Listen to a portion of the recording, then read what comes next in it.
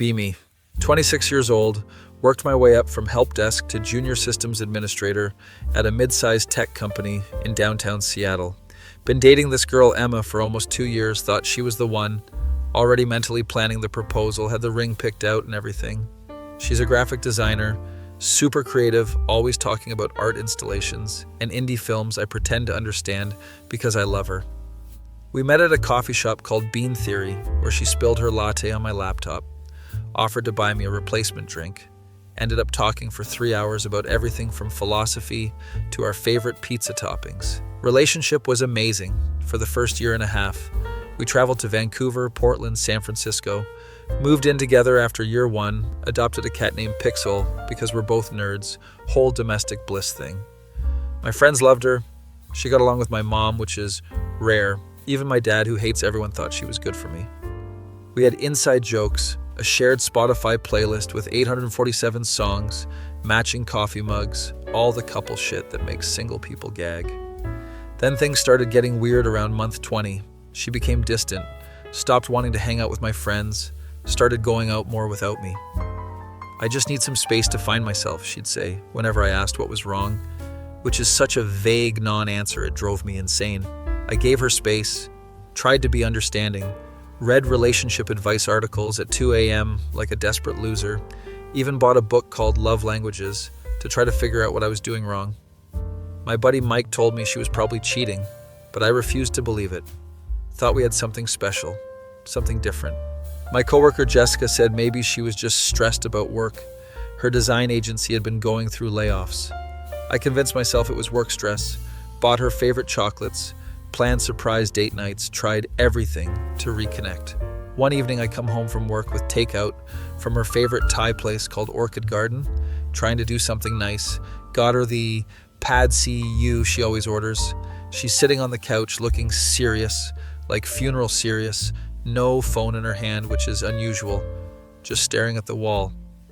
We need to talk. Those 4 words that have never preceded anything good in the history of relationships might as well be I've murdered someone. I set down the food on the coffee table, sit across from her on the armchair, wait for the bomb to drop, heart already racing. I've been thinking a lot about us, about where we're going, about what I want from life, and I've realized some things. My stomach is doing backflips. I can barely breathe, feeling like I might actually throw up. You're an amazing guy. You're kind and stable and responsible, and you have your shit together. Any woman would be lucky to have you. The but is coming. I can feel it approaching like a freight train in a tunnel. But I don't think I'm in the right place for this relationship anymore. I think we want different things. I think I need to explore who I am outside of US. I'm sitting there in shock, trying to process what's happening, feeling like the floor just disappeared beneath me. What do you mean different things? We literally talked about getting married last month. We looked at apartments with extra rooms for a home office. I know, and that's the problem. I'm 24, I haven't experienced enough of life. I haven't figured out who I am yet. I feel like I jumped into adulting too fast. She's crying now, mascara running down her face. I'm crying. It's a whole crying fest. Pixel the cat is hiding under the couch. You deserve someone who's sure about you, someone who's ready for the commitment you want to give, someone who doesn't have all these doubts. There it is, the classic "you deserve better" line that actually means, I want something else, but I'm making it sound like it's for your benefit. Is there someone else? No, God, no, this isn't about anyone else. This is about me figuring out what I want, about me growing as a person. We talk in circles for 2 hours. She's adamant that this is what she needs. I'm begging her to reconsider, to try couples therapy, to give it more time, to just wait. I've already made up my mind. I'm sorry. I'm so sorry. But I can't keep doing this when I'm not all in. It's not fair to either of us. She moves out that weekend, takes half the furniture, including the good couch, and all of my emotional stability with her. Pixel the cat stays with me because apparently she's not ready for pet custody responsibility either. He's bonded with you more anyway, she says. Watching her pack her stuff into cardboard boxes is one of the most painful experiences of my life, right up there with when my grandpa died. She takes the framed photo of us from Mount Rainier, the cookbook we never used, her collection of plants that I'll probably have to take care of anyway.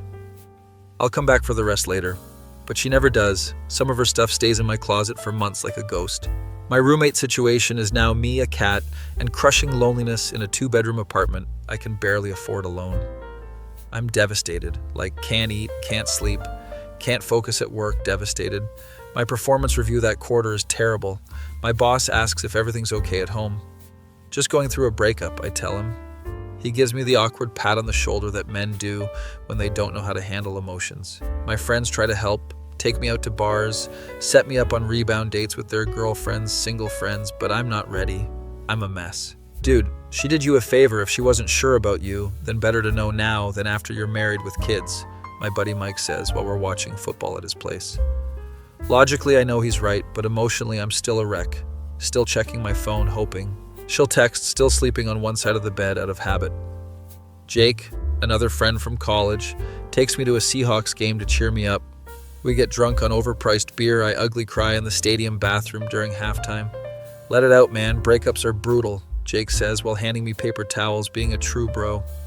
My sister Rachel calls me every other day to check in, sends me care packages with snacks and dumb movies, tells me, you're gonna get through this and find someone better. Everyone keeps saying better. Like there's an objective scale of relationship quality and Emma just ranked low, but it doesn't feel that way. 2 months pass, I'm slowly starting to feel human again. Joined a gym with Mike, started reading fantasy books to escape reality, focusing on my career, because what else is there? Got a certification in cybersecurity, started taking on more responsibilities at work, staying late because going home to an empty apartment except for Pixel is depressing. My therapist, who I started seeing after week 3 of the breakup, says I'm making progress, that healing isn't linear, that it's okay to have bad days. You're allowed to miss her and also recognize that the relationship wasn't serving you, she tells me, which sounds like therapy speak but actually helps. Then one night I'm scrolling Instagram like a masochist, knowing I should stop, knowing it's just gonna hurt, but I can't help myself. I see Emma's posted a photo, first one in weeks. I click on it with my heart pounding.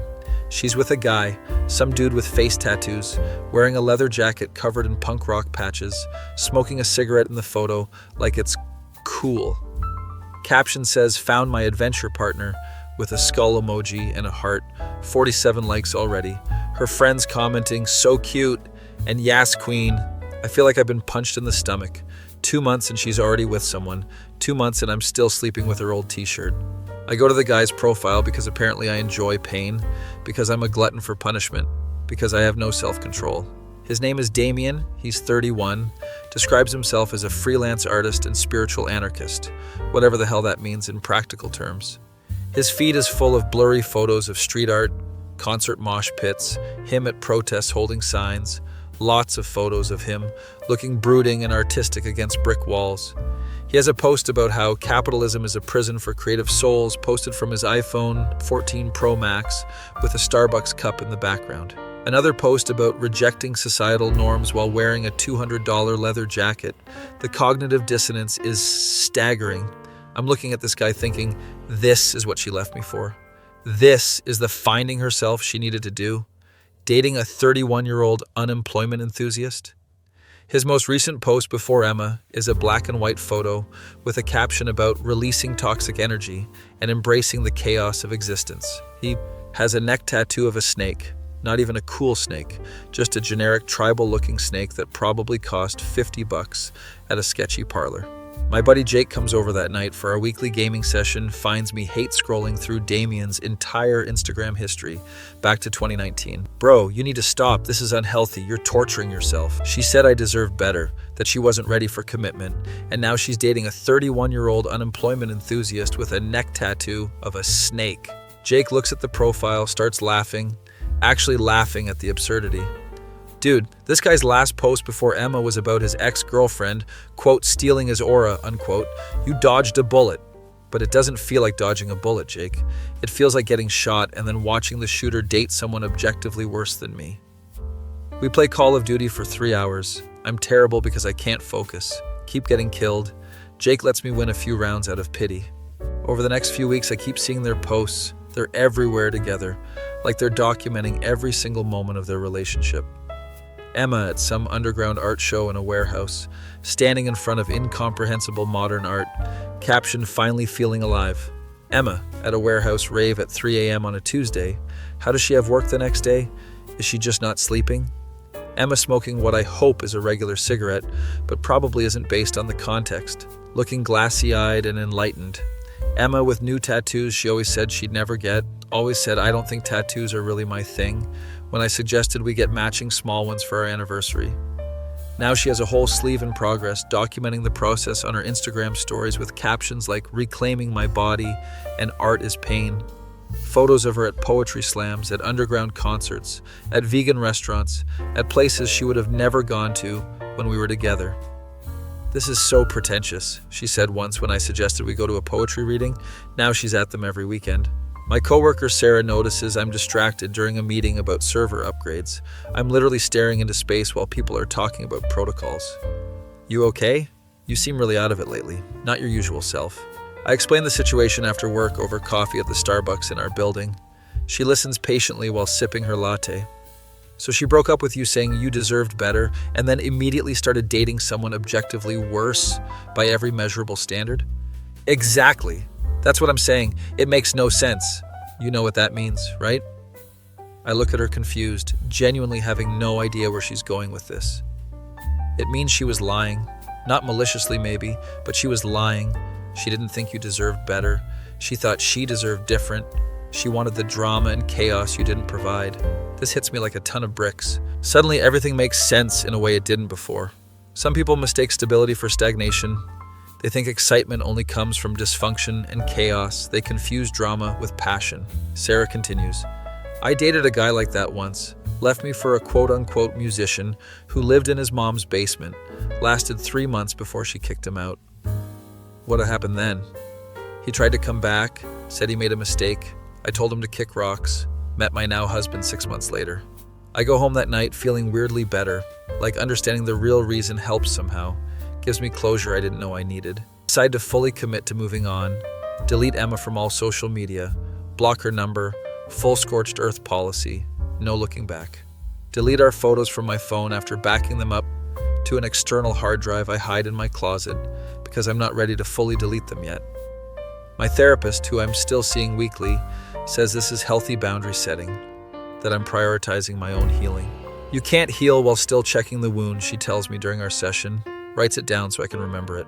Start actually using the gym membership Mike bought me. Going 4 times a week. Getting into the best shape of my life out of spite. Revenge body is a real thing and I'm committed to it. Emma's gonna see me eventually and regret everything. 3 months post-breakup, I'm doing good. Like actually good, not just pretending good for social media. Genuine improvement. Got a promotion at work to senior systems administrator, leading projects now, managing a small team, making significantly more money, started dating casually, nothing serious. But it's nice. Went on dates with a teacher named Michelle, a lawyer named Veronica, a nurse named Amanda. None of them are Emma, but that's the point. I'm expanding my horizons, meeting new people, remembering that there are other fish in the sea. Went on a weekend trip with friends to Portland, ate amazing food at food trucks, went hiking in Forest Park, remembered what having fun feels like without constantly worrying about someone else's needs. My sister Rachel comments that I seem lighter, happier, more like my old self from before Emma. "You were so stressed trying to fix whatever was wrong in that relationship. I can see you breathing again." Then one random Tuesday I'm at the grocery store buying meal prep ingredients because I'm trying to eat healthier, save money, adult properly. I'm in the produce section examining avocados, trying to find ones that are ripe but not too ripe, when I hear a voice behind me. "Hey, how have you been?" It's Emma, looking rough, like genuinely rough, not just no makeup, rough. Her hair is dyed black now instead of her natural blonde. She's lost weight in an unhealthy way, has dark circles under her eyes like she's not sleeping. She's wearing ripped jeans and an oversized band t-shirt. For a band I've never heard of, looks like she's been living in her car.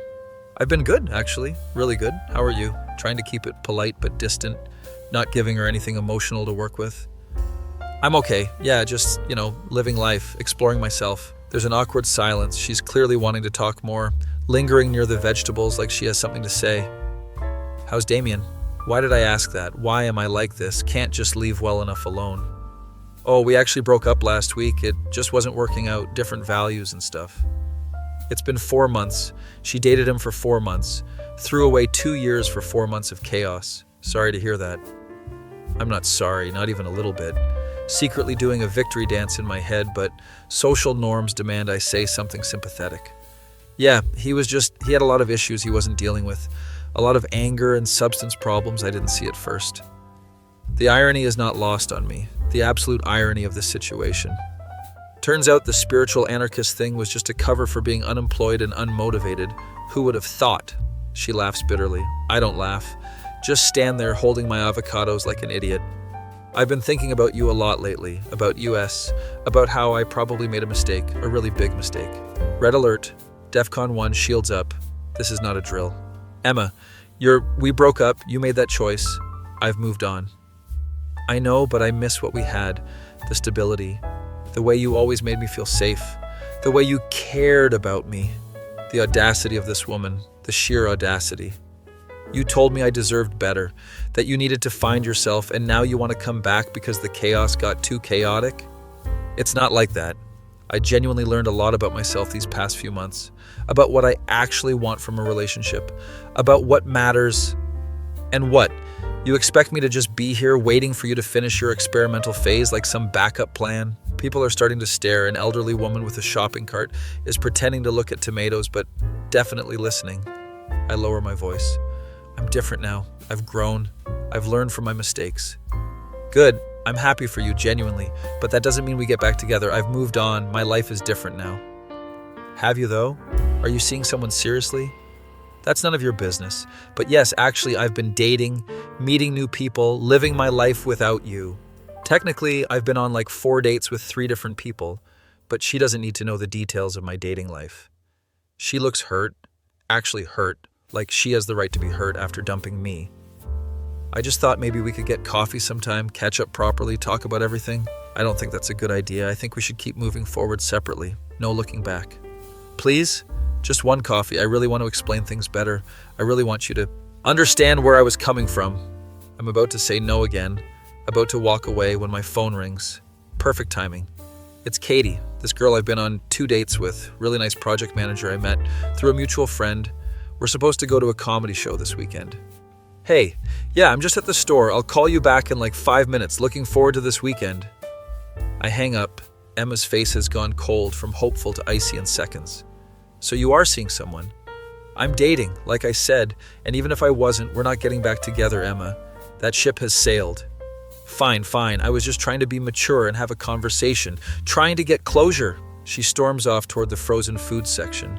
I finish my shopping feeling vindicated, feeling like I just won something. Get home, call Katie back. We talk for an hour about nothing important. About her day at work, about the new restaurant she tried, and it's nice. She's a project manager at a construction company, has her life together, knows what she wants, communicates clearly like an adult.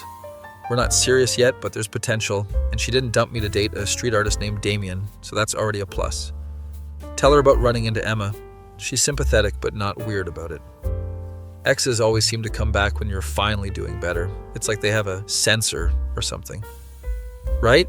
Like, where was this energy 4 months ago when I was crying into my pillow every night? We laugh, make plans for the weekend. I hang up feeling good about the future for the first time in months. A couple weeks later, I'm at a bar with friends celebrating Mike's 27th birthday. Decent crowd, good music, having an actually fun time. We're taking shots, playing pool, talking shit, normal friend group activities. Then I see Emma. Again, is this city not big enough? Do we live in a simulation? She's with a group of girls, her college friends I recognize, sees me across the bar, whispers to her friends. They all look over like a coordinated operation.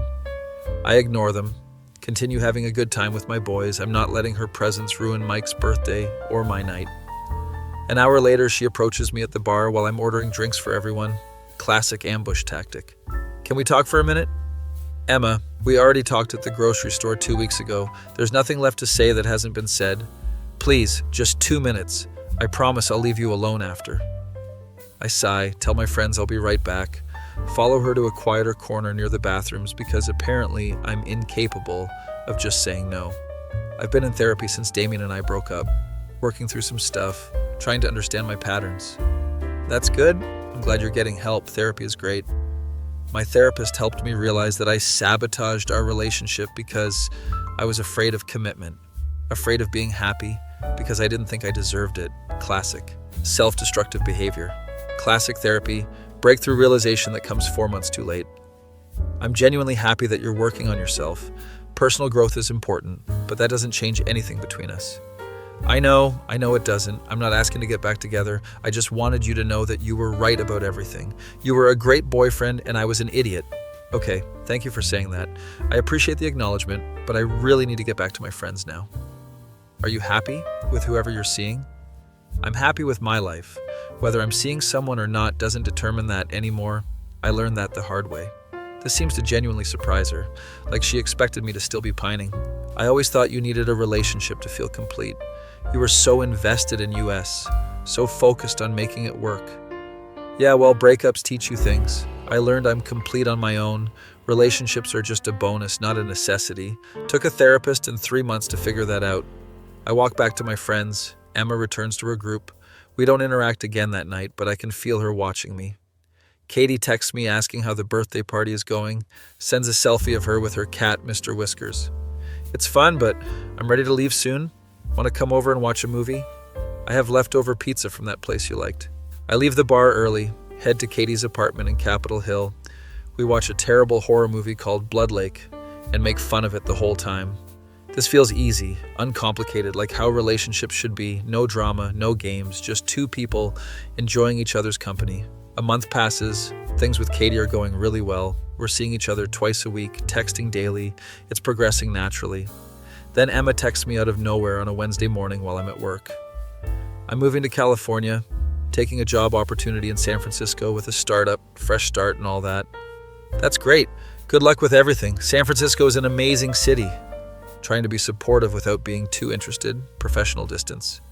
I just wanted to say goodbye properly and thank you for being patient with me in the store and at the bar. You didn't have to be kind, but you were. We spent 2 years together. I don't hate you. I just don't want to be with you anymore. There's a difference. I really did love you. I hope you know that. I was just too messed up to appreciate it at the time, too immature to see what I had. I know, I believe you. Take care of yourself, Emma. I mean that. You too? I hope you find someone who deserves you, like actually deserves you, and appreciates you. The irony of her using her own breakup line back at me is not lost on me. Full circle moment. She moves 2 weeks later. I hear through mutual friends that she's doing okay in San Francisco, working at a tech startup doing UX design, living in a shared apartment in Mission District. Apparently she's in her stable era now, according to her Instagram, which I occasionally check through a fake account I made, like a creep, because old habits die hard. Katie and I become official after 3 months of dating. She meets my friends at a barbecue. I meet her family at her nephew's birthday party. It's normal and healthy and boring in the best way. My mom loves Katie, keeps asking when we're getting married. I tell her to calm down. We've only been dating 3 months. One night we're lying in bed at her place after watching Stranger Things, just talking about random stuff. Can I ask about your relationship history? You mentioned an ex but never really gave details. I tell her about Emma, the whole story, the breakup, the Damian situation, the grocery store encounter, everything. So she told you that you deserved better and then proved herself right by dating worse? Basically, yeah, it was a wild time in my life. Taught me a lot about myself, though. That's actually sad, like she had someone good and chose chaos because she thought that's what growth looked like. Mistook destruction for transformation. My therapist says some people confuse healing with rebellion. They think breaking their patterns means breaking good things that are working. Katie nods. I dated a guy like that once, left me for his quote-unquote artistic freedom. Last I heard he's 33, living with 4 roommates doing open mic comedy nights that nobody attends. We laugh, bond over our shared experiences with people who mistook stability for stagnation, who chose chaos over contentment. 6 months into dating Katie, Emma's college roommate Beth posts wedding photos on Facebook. Big fancy wedding at a vineyard. Emma's in the photos. She's a bridesmaid wearing a burgundy dress, looking happy and healthy and normal again. Hair back to her natural blonde. There's a guy in several photos with his arm around her. The software engineer, I assume based on the Instagram detective work I definitely didn't do. I show Katie because we have that kind of relationship where we can talk about exes without jealousy or weirdness. She looks good, healthy. I hope she figured her stuff out and found what she was looking for. Katie agrees. Everyone deserves to find their person, even if they have to learn the hard way, even if they have to make mistakes first. I realize I don't feel anything looking at the photos, no jealousy, no longing, no anger, just neutral acknowledgement that she exists and is living her life somewhere else. You know what's crazy? A year ago, those photos would have ruined my whole week, would have sent me into a spiral. Growth looks good on you. I'm proud of how far you've come. Katie kisses me and we go back to watching our show, some cooking competition where people make elaborate cakes. Another 6 months pass, Katie and I move in together to a nice 2-bedroom apartment in Fremont, adopt a dog named Router, because I'm a nerd and she thinks it's adorable. Pixel the cat is skeptical at first, hisses at Router for 2 weeks straight, but eventually accepts Router as a weird-looking cat who doesn't know how to cat properly. Work is going great. Got another promotion to IT manager, leading a team of 5 people, making almost double what I made when Emma and I were together. Life feels full in a way it didn't before, like I'm not waiting for something to complete me anymore, not looking for external validation. One day I'm grabbing lunch downtown at this sandwich place called Morty's Deli when I literally bump into someone coming out of the building next door. It's Damian, the spiritual anarchist himself, in the flesh. Oh shit, sorry man. Wasn't watching where I was going. He doesn't recognize me. Why would he? We've never actually met. I'm just the stable ex-boyfriend he probably heard about. No problem. All good. I keep walking, but curiosity gets the better of me. I glance back like someone in a movie. He's getting into a brand new Tesla Model 3, talking on the phone about some crypto investment portfolio, wearing a suit. A suit. This man who posted about capitalism being a prison is wearing a 3-piece suit and driving a Tesla. The irony of the anti-capitalist driving a Tesla while discussing cryptocurrency is chef's kiss, absolute perfection. I text Emma's college roommate Beth, who I'm still friends with on Facebook. We occasionally like each other's posts. Random question, what happened with Emma and Damian? Like, what was the full story there? She responds immediately because people love talking about drama. It's like a universal constant. Oh man. So basically Damian was using Emma for money while pretending to be this broke artist. Turned out his parents are loaded and he has a trust fund. No way, you're kidding.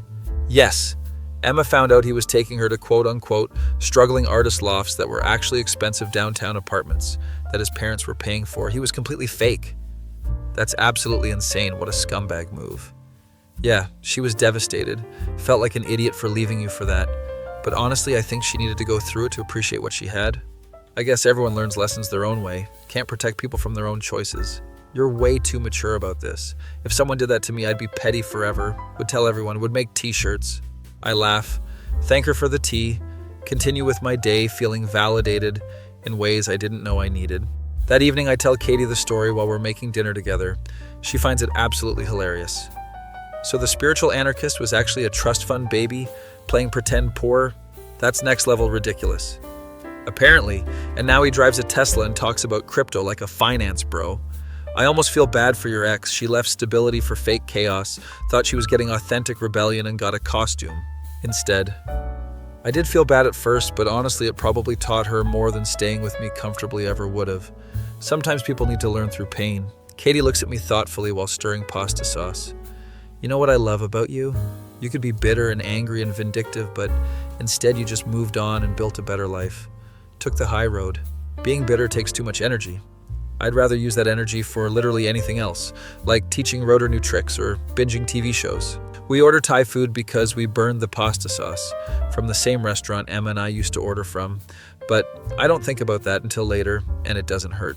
Year 3 of dating Katie, I proposed during a weekend trip to the mountains, to Snoqualmie Falls specifically.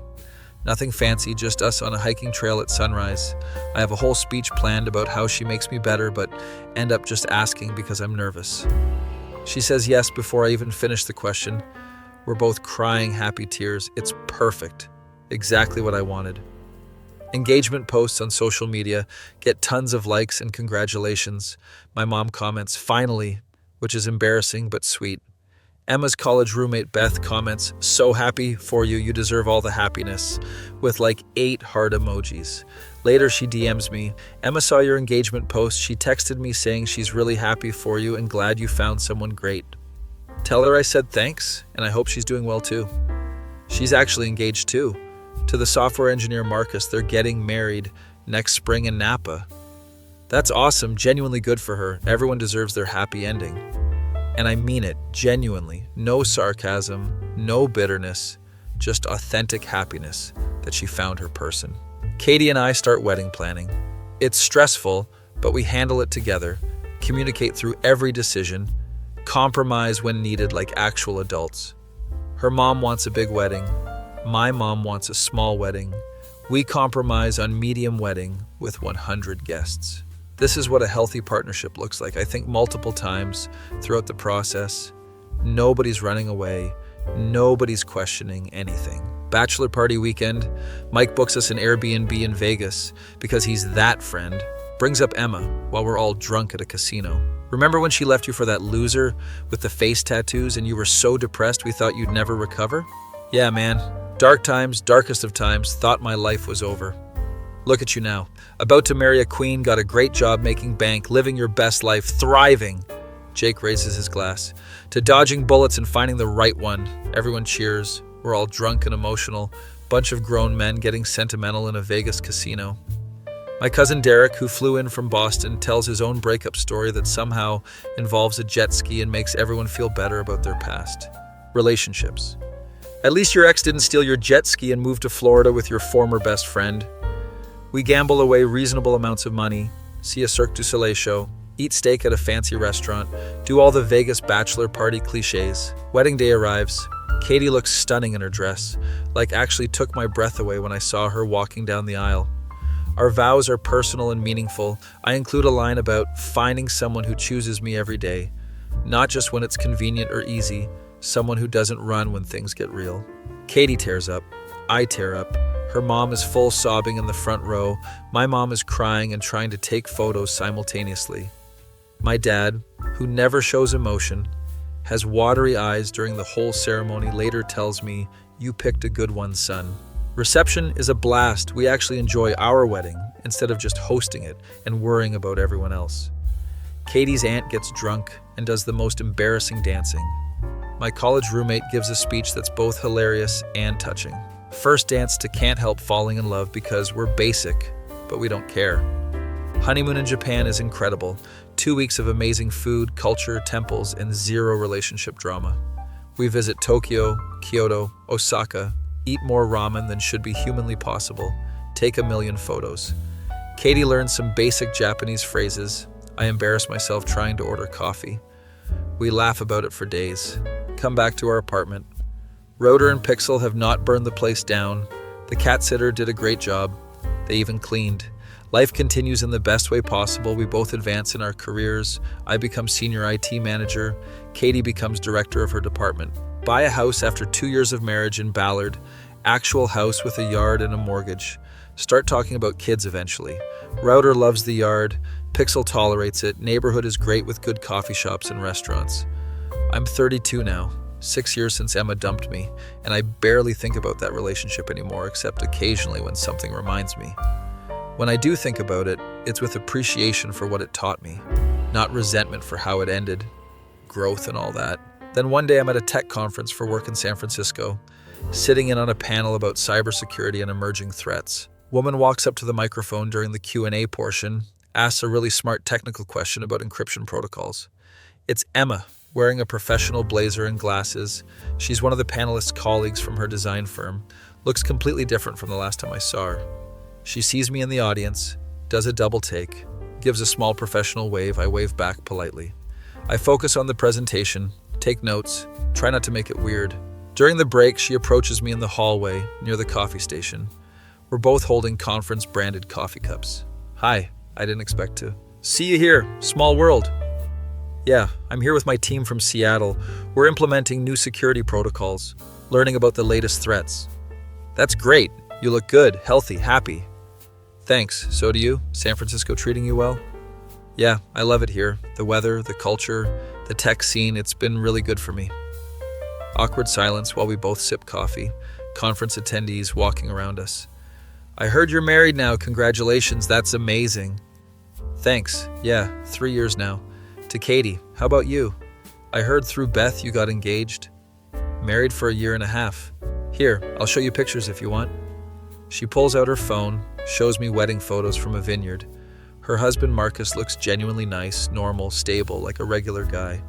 He's a senior engineer at Google. We met through a tech networking event. It's been really good, really healthy. I'm happy for you, seriously. You look genuinely happy in these photos. I want to apologize properly for how I handled everything back then 6 years ago. I was immature and selfish, and you deserve so much better than how I treated you. Emma, that was 6 years ago. We were different people, young and figuring things out. I don't hold any grudges whatsoever. I know, but it's been weighing on me. I put you through so much unnecessary pain because I didn't know how to deal with my own issues, my own fears. We all have growing pains. You did what you needed to do at the time, even if it sucked for both of us. That's just life sometimes. She seems relieved, like she's been carrying this weight around for years, waiting to apologize. Your wife is beautiful, by the way. I saw the wedding photos through Beth's Facebook. You guys look really happy together. We are. She's my best friend. We built something really solid together. Something real. That's all I ever wanted for you. Even when I was too stupid to be the one to give it to you. Even when I was running away from it. We talked for a few more minutes about surface level stuff. Jobs, the city, mutual acquaintances, the usual small talk. I should get back to my colleagues, but it was really good seeing you. Like, genuinely good. You too. Take care of yourself, Emma. I'm glad you found your person. We hug briefly, professional and friendly, then go our separate ways back to our respective conference groups. I text Katie about the encounter during lunch break. Ran into Emma at the conference. She apologized for everything 6 years ago. Seems like she's doing well, married, happy. Katie responds immediately because she's in a boring meeting. How do you feel about it? Honestly, just glad we both found our people. No weird feelings at all, just neutral acknowledgement. That's growth, baby. Proud of you, love you. Conference ends. I fly home. Katie picks me up from the airport with Router in the back seat wearing a bandana because she's extra. Driving home, she asks more about the Emma situation, wants all the details. Did it feel weird seeing her after all this time? Not really. It felt like running into an old coworker, someone you used to know well but don't anymore. Time creates distance. That's probably the healthiest outcome possible. No drama, just two people who moved on with their lives. Exactly.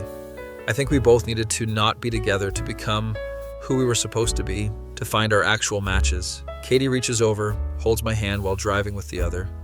I'm glad she left you. Not because I'm mean, but because otherwise we wouldn't have found each other, wouldn't be here.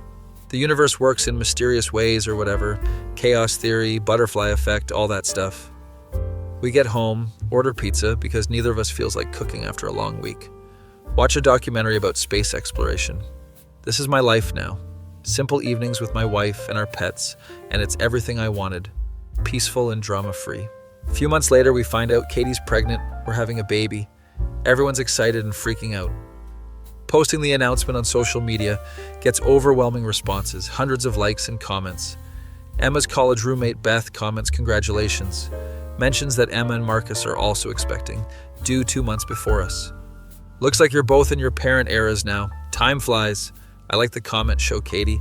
We laugh about the cosmic timing of it all. We're really living parallel lives, just with different people, Katie says while looking at baby stuff online. Better this way, we're both where we're supposed to be. Baby arrives in March, a daughter we named Sophie after Katie's grandmother. She's perfect, tiny and beautiful, sleep-deprived and overwhelmed, but in the best way possible.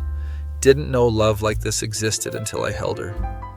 Katie and I are a great team, splitting responsibilities, supporting each other through the chaos of new parenthood, communicating constantly. My mom comes over 3 times a week to help. Katie's mom sends food constantly. We have a support system. Sophie's 6 months old when my company sends me to another tech conference, different city this time, Austin, Texas. Emma's there again. Apparently we're in similar enough fields that our paths cross at these industry events. We run into each other at the hotel bar where conference attendees are networking after the first day of sessions. No way. We have to stop meeting like this. People will think we're doing this on purpose, right? We should just schedule these encounters at this point, put them on our calendars. We grab a table in the corner away from the networking crowd, order drinks. She gets a mocktail because she's still nursing. How's the baby? Alexander is amazing. So much personality already. He's 3 months old and already trying to grab everything. Sophie just turned 6 and is the same way. Grabby hands constantly. Everything goes in the mouth. We bond. over parenting struggles, share photos on our phones, laugh about how our lives turned out so similarly different. Parenthood is insane. I haven't slept properly in what feels like years, didn't know exhaustion on this level existed. Same. Sophie's got her days and nights mixed up. It's brutal. Coffee is the only thing keeping me alive. Marcus and I take shifts. He handles the 2 a.m. feeding. I handle the 5 a.m. one. We're like ships passing in the night. We spend an hour just talking about parent stuff, sleep training methods, diaper brands, pediatrician recommendations. You know what's funny? We both ended up with exactly what we needed, just not with each other. Funny how that works out. Yeah, sometimes the right person is just not the right person for you specifically. Compatibility is so specific. My husband is so calm and patient. He balances out my anxiety perfectly. I needed someone like that, someone stable. The way she says stable isn't an insult anymore. It's said with appreciation, with understanding. Katie's super organized and direct. She keeps me grounded. We complement each other really well. She calls me out when I'm being stupid. Conversation flows easily. No tension, no awkwardness. Just two old friends catching up about their lives. I really am sorry, though, for telling you that you deserved better and then dating Damian.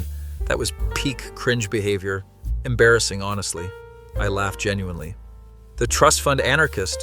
I heard about that eventually. Must have been quite the revelation when you found out. So embarrassing. I was trying so hard to be someone I wasn't. Thought I needed chaos to be interesting, to be alive. We all have our phases. Yours was just more Instagram documented than most. Permanent digital evidence of your quarter-life crisis. She cracks up, covers her face with her hands. Oh God, those posts still haunt me. My husband gives me shit about my anarchist era all the time, brings it up at parties. Does he know about the whole situation? About us? Yeah, I told him everything. He thought it was hilarious, actually. Said everyone's allowed one spectacularly bad decision in their 20s. We finish our drinks, exchange professional LinkedIn connections because we're adults now, promise to not be strangers if we meet at future conferences. It's really good seeing you happy and settled with a family. You deserve all of it. Same to you. You're clearly where you're supposed to be, with who you're supposed to be with. We part ways. I feel nothing but fondness for someone who used to be so important in my life, like looking at an old yearbook photo. Call Katie before bed, FaceTime so I can see Sophie who's already sleeping, tell her about running into Emma again. Sounds like you guys have a nice closure friendship thing going on. Very mature and healthy. Yeah, it's weird but good.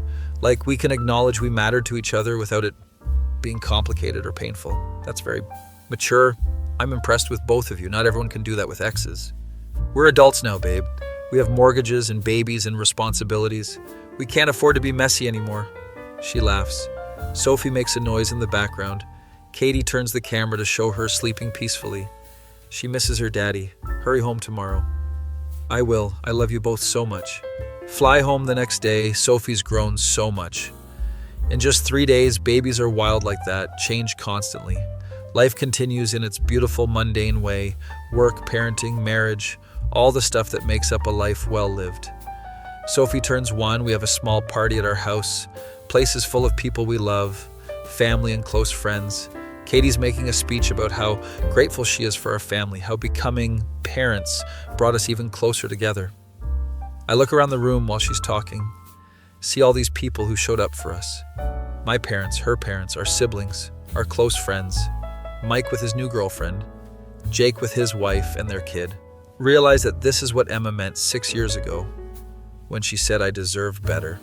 This life, this family, this peace.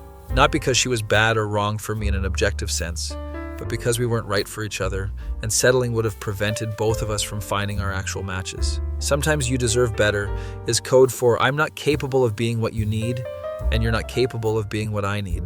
Sometimes people date worse on purpose because they need to learn lessons the hard way, need to experience chaos to appreciate stability. Sometimes the universe protects you by taking away what you think you want to give you what you actually need.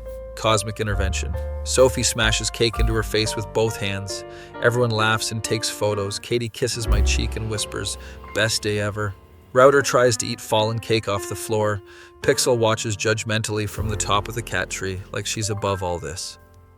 Later that night, after everyone leaves and Sophie's asleep, Katie and I clean up together in comfortable silence.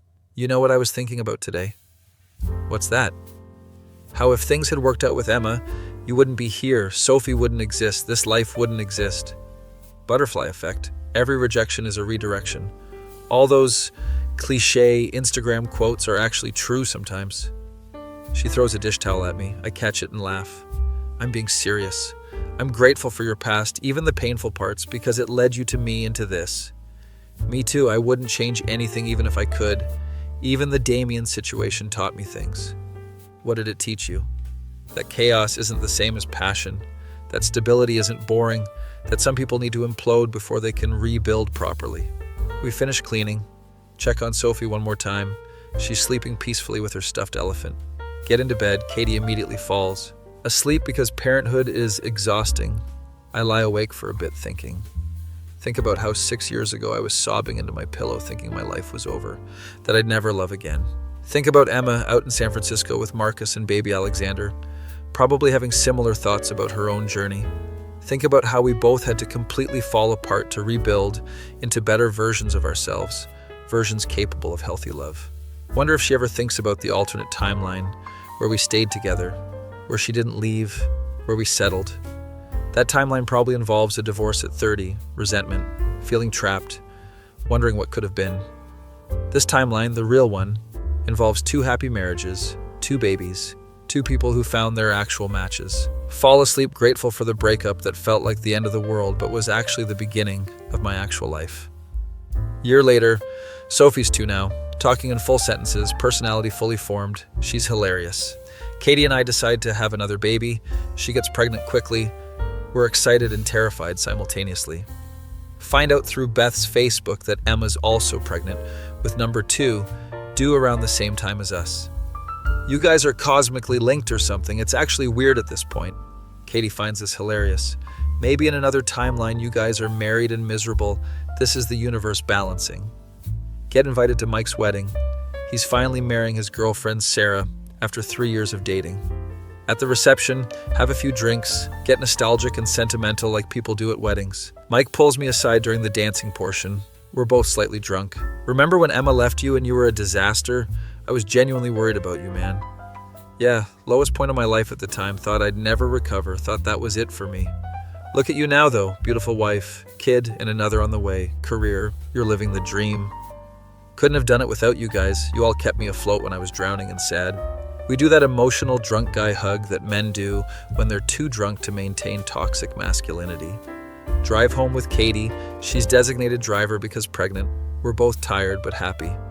That could be us in 3 years, renewing vows, celebrating a decade together.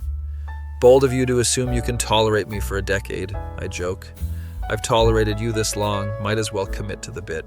We laugh, drive home to relieve the babysitter, check on Sophie who's sleeping soundly. Life continues its beautiful pattern, work projects, parenting challenges, marriage ups and downs, normal life stuff. Second baby arrives, a son we name Oliver. Sophie's obsessed with her baby brother, wants to help with everything. Now we're parents of 2, house is chaotic, sleep is non-existent, but it's full of love and noise and life. I'm 35 now, 9 years since the breakup that changed. Everything transformed my entire life trajectory. Occasionally wonder about Emma, check her Instagram through the fake account every few months like a creep. She looks happy, has 2 kids now too, posts about family outings and sourdough bread experiments and marathon training. Marcus posts photos of family hikes and kids' birthday parties. They look like a normal, happy family, content and stable. Realize we both got exactly what we needed, just took a painful detour to get there. Scenic route. Katie catches me looking at Emma's Instagram one night while we're both up with Oliver who won't sleep. Checking on the ex again? Is it weird that I do this? A little, but I get it. She was a huge part of your life. It's natural to wonder how she's doing. She looks happy, really happy. 2 kids, good job, stable marriage, everything she ran away from at 24. Sometimes we need to run away from things before we can appreciate them. Need to take the long way to understand the destination. Oliver finally falls asleep. We both stand there watching him breathe like paranoid parents do. I love our life, I say randomly, emotion hitting me at 3 a.m. like it does. Me too. Even the hard parts, even the no sleep parts, wouldn't trade it for anything. We go back to bed, I dream about nothing. Sleep the sleep of the content and grateful. Few years pass, Sophie's 5, Oliver's 3, they're best friends who fight constantly. Normal sibling stuff. Katie gets a huge promotion, becomes VP of her company. We celebrate with fancy dinner downtown. I transition to a director role at my company, leading multiple teams, making six figures beyond what I imagined at 26. Buy a bigger house in Queen Anne with an actual backyard. Router's elderly now, but still loves the space. Pixel passed away last year and we all cried. Life is stable. In the best way, predictable, safe, exactly what 26-year-old me thought was boring, but 38-year-old me knows is valuable. Then one random day I get a LinkedIn message from Emma, first direct communication in years. Hey, I know this is random, but I'm going to be in Seattle next month for a conference. Want to grab coffee? Would love to catch up properly if you're comfortable with that. Show Katie, ask her opinion because we communicate about everything like adults. Do you want to see her? I think so. Not in a weird way, just in a two old friends way. We've crossed paths enough times at conferences. Then go, I trust you. You've proven yourself trustworthy 1,000 times over. Respond to Emma. Sure, that would be nice. Let me know when you're free. We meet at the original coffee shop where we first met 12 years ago. Bean Theory, it's still there somehow. Emma walks in looking exactly like herself, but more, like she grew into who she was always supposed to be. We hug, sit down with our coffees. There's a moment of awkward silence. So this is weird, right? Meeting here of all places? A little, but good weird, nostalgic. Weird, full circle weird. We talk for 2 hours about everything. Our kids, our careers, our marriages, our lives. She tells me about Alexander, who's 6 and into dinosaurs, and her daughter Maya, who's 3 and obsessed with Frozen. I tell her about Sophie, who's mini Katie, and Oliver, who's somehow already a troublemaker at 3. Marcus and I almost divorced 2 years ago, had a really rough patch, went to couples therapy for 6 months. Katie and I went through something similar last year. Parenting stress and career stress. Therapy saved us. We bond over the reality that marriage is hard, that Instagram perfect doesn't exist, that everyone struggles. I think about that grocery store conversation sometimes, how desperate I was to get you back, how lost I was. I think about it too, how angry I was, how vindictive I felt, how much I wanted you to suffer like I suffered. Did you want me to suffer? Honestly, yeah. For a while then I met Katie and realized suffering doesn't solve anything, just creates more suffering. She nods. Damian was my suffering, my self-punishment for hurting you, cosmic karma. The trust fund anarchist taught you a lesson at least. We laugh, genuinely laugh about the absurdity of it all. You know what's funny? I tell Alexander about making good choices, and I think about how I made such spectacularly bad ones in my 20s. We all did. That's what your 20s are for, making mistakes so your 30s can be stable. We finish our coffee, walk outside. She's parked nearby and needs to get back to her conference. Thank you for this, for meeting me, for not hating me, for being kind. I could never hate you, Emma. You gave me 2 years of good memories and taught me what I actually needed. That's valuable. You taught me that stability isn't boring, that reliable isn't bad, that sometimes the grass isn't greener, it's just different. We hug goodbye, longer than the conference hugs, more meaningful, more final. If we end up at the same conference again, we'll grab coffee like old friends do, because that's what we are now, old friends who lived a whole lifetime in 2 years. She walks away. I watch her go, feel nothing but appreciation and closure and peace. Drive home. Katie's making dinner. Kids are playing in the living room. Rotor's sleeping by the fireplace. How was it? Good, really good actually. We talked about everything. Got real closure, adult closure. How do you feel? Grateful for her, for you, for this, for all of it. Every painful step that led here. That night after kids are in bed, Katie and I sit on the back porch with wine, looking at the stars. You know what I realized today? What's that?